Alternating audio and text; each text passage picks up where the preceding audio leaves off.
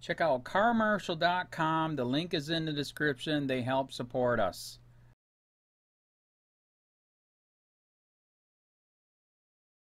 Net neutrality rules should apply to ISPs and websites, Senator says. Franken, Google, Facebook, and others are a new kind of Internet gatekeeper. John Brodkin, November 9, 2017, 1:10 p.m. Senator Al Franken, D-Man, wants the U.S. to impose net neutrality rules on Google, Facebook, Amazon, Twitter, and other web companies. Net neutrality rules today apply only to Internet service providers, such as cable companies and mobile carriers. ISPs are not allowed to block, throttle, or demand payments to prioritize delivery of lawful Internet traffic. The rules are meant to give all websites, both the established players and startups, a fair shot at reaching Internet users. But Franken argues that similar non-discrimination rules should apply to the most dominant websites. As tech giants become a new kind of Internet gatekeeper, I believe the same basic principles of net neutrality should apply here. No one company should have the power to pick and choose which content reaches consumers and which doesn't, Franken wrote yesterday in an op-ed for The Guardian. Facebook, Google, and Amazon, like ISPs, should be neutral in their treatment of the flow of lawful information and commerce on their platforms. Online dominance. A commonly used argument against applying the same rules to websites and ISPs is that Internet users can easily and quickly switch from one website to another but may only have one or two choices of ISPs. That's the argument Democrats made when the Republican-controlled Congress eliminated privacy rules that applied to ISPs but not websites. Later, one Republican called for a new set of privacy rules that would apply to both ISPs and websites. Franken argues that certain web companies have become so powerful that it's hard for Americans to find alternatives. Franken wrote, "You may not like that Facebook uses your likes, shares, and comments to decide for you which advertisements or friends' posts are most relevant for your news feed. And you may not like that Google can now deliver ads to you by combining its double-click data on your web browsing behavior with your personally identifiable information that it gathered through your Gmail account. But are you ever going to delete the profile and connections you've spent years establishing on the world's dominant social network? Or get rid of your Gmail account? Big tech companies are trying to decide for us what we should read, watch, buy, or even how we should engage in civil society, and their dominance gives them tremendous power to dictate terms with journalists, publishers, and authors, and to control the information available to consumers," he also wrote. About 75% of Internet news traffic referrals are handled by Google and Facebook, meaning that 3 out of 4 times an Internet user accesses a news story online, they get there via Google or Facebook, Franken wrote. Facebook, Google, and Amazon have used their algorithms to extract unfair terms and fees from those dependent on its platform, promote their own products and services above those of competing companies, and even manipulate the emotional state of its users, he wrote. Franken was referring to a 2014 experiment conducted by Facebook. Franken also raised concerns about Facebook letting advertisers target ads at people who expressed interest in anti-Semitic content. Amazon, he wrote, has used its dominance of the e-book market to force publishers to agree to contract terms and conditions that the publishers say have stalled price competition among book distributors, ultimately resulting in higher e-book prices for consumers. Franken also described his concerns in a speech yesterday. Franken wants investigations and hearings. These companies don't operate in a rule-free zone, as they can face antitrust enforcement and Federal Trade Commission punishment for unfair trade practices. But by calling for a new form of net neutrality rules, Franken is clearly arguing that the companies need to face a new, stricter type of regulation. Franken didn't propose specific rules but said Congress should conduct investigations and hold hearings to fully understand current practices and the potential for harm. Further reading. Facebook, Google, Twitter tell Congress their platforms spread Russian-backed propaganda. Franken's op-ed comes amidst growing concern in Congress about how big web companies shape public opinion. A hearing last week involving Facebook, Google, and Twitter focused on how their platforms were used for Russian propaganda campaigns during last year's presidential election. None of the three organizations said they supported proposed legislation requiring them to disclose who is buying political advertisements on their platforms, although these web companies promised more public transparency about who is buying ads on their networks, we wrote at the time. Franken wrote that everyone is rightfully focused on Russian manipulation of social media, but that lawmakers should ask the broader questions. How did big tech come to control so many aspects of our lives? How is it using our personal information to strengthen its reach and its bottom line? Are these companies engaging in anti-competitive behavior that restricts the free flow of information and commerce? FCC rolling back net neutrality rules. But when it comes to net neutrality, the US is heading away from regulation rather than towards stricter rules. The Federal Communications Commission's net neutrality rules were imposed in 2015 under then Chairman Tom Wheeler, but current Chairman Ajit Pai has started a proceeding that could eliminate the rules as soon as next month. Congress could pass a net neutrality law itself, but no proposal has yet come close to passage. We contacted Facebook, Google, Amazon, Twitter, and their lobby group the Internet Association today about Franken's call for new rules. Twitter replied and pointed us to its official position on net neutrality, which talks only about rules that apply to ISPs. We'll update this story if the others give us any response.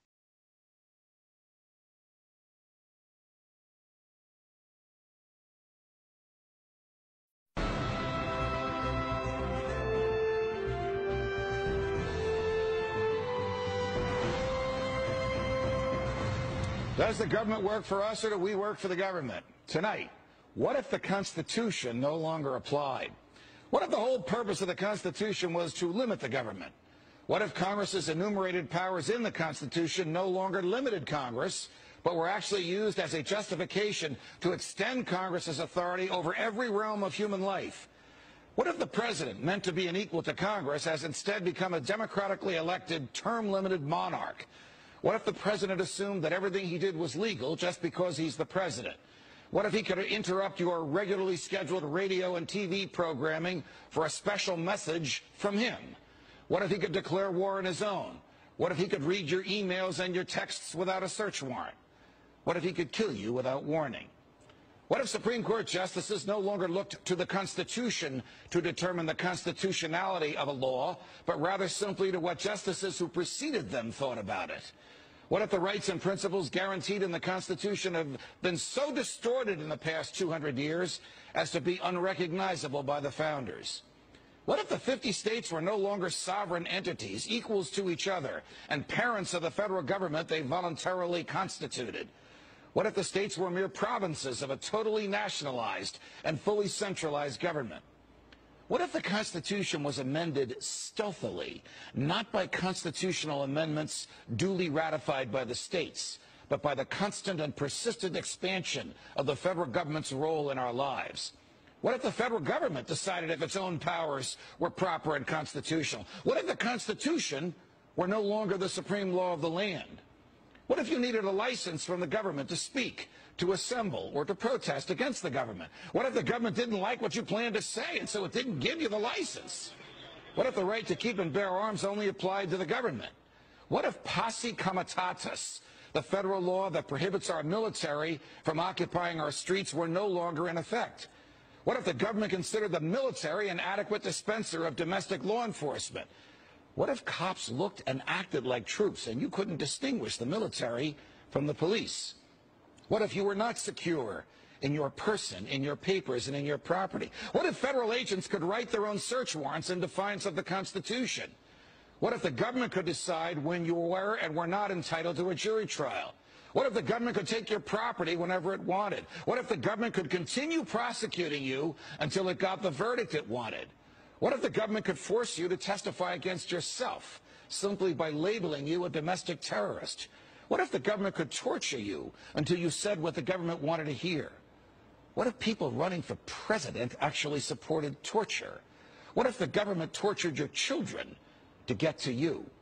What if government judges and government lawyers intimidated juries into convicting the innocent? What if the government could send you to your death and your innocence meant nothing so long as the government's procedures were followed?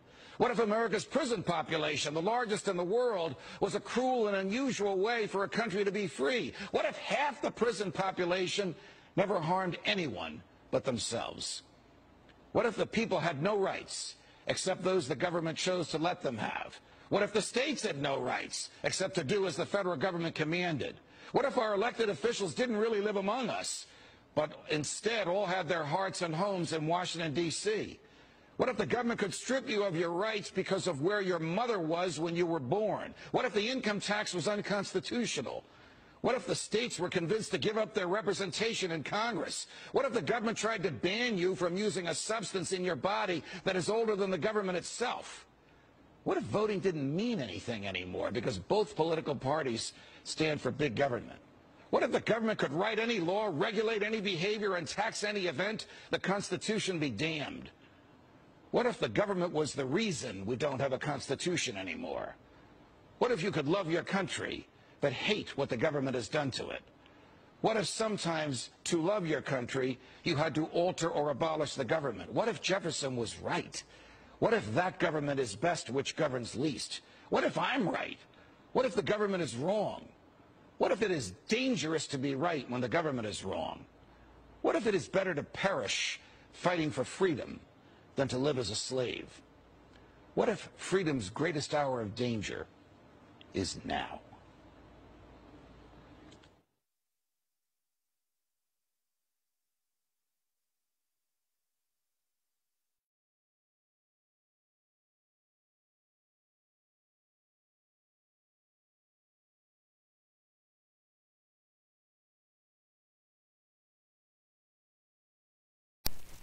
Hey Charlotte County, this is Charlotte County COPWATCH, and I found that I had to make a change this ending on my videos, letting you know about the channel and fair use laws, you know, how we can report on other people's reporting and how it's good, how it's bad, etc. But you guys can look it up yourself. It is legal. It's in there.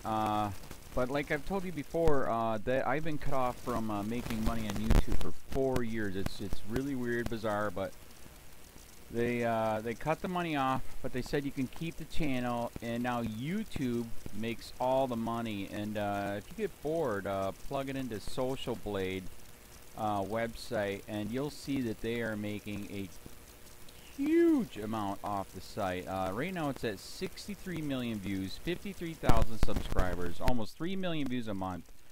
You know, trying to wake people up, and I make nothing. In fact, I got a customer that's ex-congressman. He said if I could ever find a lawyer, sue YouTube on it. But because this is nuts. 4 hours a day, and to save America. You know, but at the same time, it's worth it. Look at what our founding fathers did. They died for this country. So, but getting back to the money part, this is why I'm redoing the video. Is my dream of everyone giving $1, and it's going to be $53,000 a year, or if they did Patreon, which you know, can be monthly. That is not working. That'd be great if it did. Nothing is perfect. And I appreciate the people that do donate, you know, what they can on PayPal. And there again, I'm letting you guys know that is not much. Is, you know, monthly is, oh my god. So anyways, yes, you cannot live on it. It's very, very, very low amount. But the dollar things, I do appreciate that. But when I first said everybody give $1, that's not working. I'm just letting you guys know it's, yeah, that's that dream. Everybody gives $1. 53,000 subscribers, it's not working. So yes, if you can give more than that, you know, I appreciate it. Like I said, you know, I'm in a unique situation where, you know, we're already debt free, and I'm not rich, but with the little business that we have, I am able to do what I am able to do 45 hours a day, you know, letting you guys know what's going on. In 4 years, I've did the whole thing myself. 12,000 videos on there. I literally get emails where people are like, holy crap, I never knew it was this bad. And it is this bad, and it's getting worse every day because we have the internet, we have cell phones, we have cameras everywhere now, and it's just disgusting what's going on. And then, as you guys know too, we got Trump, we got Jeff Sessions doing a war on drugs, and now he wants to go after the forfeiture laws again. It's just unfreaking real. So, if you can give more than that dream of everybody giving $1, yeah, that old video, that's not working. They're not. They're just not. So, anyways, if you can give more than that dream is not working. Hardly anybody is giving. There you go. So that's why I'm remaking the video. If you can give more than that would be great. And there again, like I said, the Patreon's there. There is some people on there that are starting to give, but there again, it's very, very low. And like I said, I don't want to get rich off of that. I'm going to keep doing what I'm doing because, you know, it's still so stinking corrupt. It's not even funny. My court case that I'm going to be paying out of my pocket myself with Charlotte County's coming up. They illegally looked me up and then posted all my information on LEOAFFAIRS website. They basically doxed me, however you want to say that. I forget what the word is, and they outed me, man. And that information on that site went out to 500 sheriffs, deputies, people that work at the jail, etc., etc., etc. So, yeah, it is very, very scary, but we're going to do a federal case, 1983 case, violating freedom of speech. We have 17 cameras in the house now. We got 2 cameras in the car. I always carry a camera plus a cell phone. A lot of people are highly recommending I get a vest now. If I could, if the wife would let me, I would run for sheriff. We are trying to push the thing nationwide right now. Where just to mix it up and to get the topics out there is register to run for sheriff, NPA, no party affiliation, as a write-in, and that is completely free, and you can participate in the elections. And there's a lot of stuff. We got a guy, James McLinnis in Pinellas County, Tampa, who almost won. He experienced the corruption himself. The story is unbelievable. Look him up. It's mind-blowing what they did. It pissed him off. He is very, very smart. He has way more money than I did. He ran for sheriff at the last 3 months last year in 2016 and almost won. He got all of the black vote. And the reason why he did that is because he ran in, I will not bust, we're in Florida, I will not bust anybody for weed anymore unless it's an ungodly huge amount, like pounds. And then he also ran in no more victimless crimes, no more of this freaking road pirate bull crap.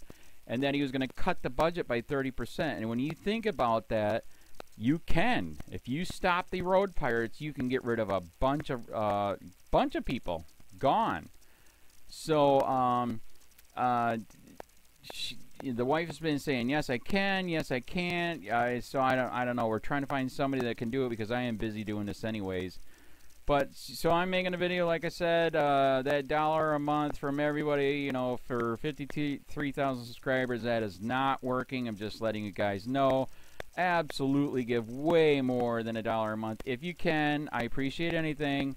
By the way, remember too, when you give that, PayPal takes like freaking 15 to 20%, so it's even worse than that. But, and there again, like I'm letting you guys know, it's way, what I get is very, very low. Appreciate it, but it is very, very low. Can't live on it. I'm just, you know, I'm working, and that's what I'm working on. And that court case is going to cost a buttload of money. That's federal court. Just the filing fees and the depositions that we're going to be doing with this corrupt cop. So there's another reason to give. We are going to be doing a deposition with this very corrupt. He was in a drug squad. He is a bad guy. He's on steroids. We heard steroids are rampant here. That's why their attitude is so bad. And we are going to get him on video, and it will be on YouTube. So that case alone is $5,000 just to bring it to court, and that's my money out of my pocket. So there's another reason to give, and give way more than $1 if you can. So keep that in mind. This is the new video, and I see, God, I talk a lot. It's already 7 minutes, but had to make it just to let you know that $1 a month from everybody is not working. They're not doing it. So if you can give more than that, please. So thanks. Keep it up. Share, like, subscribe, tell your friends, send me your videos on corruption, and I'll post it.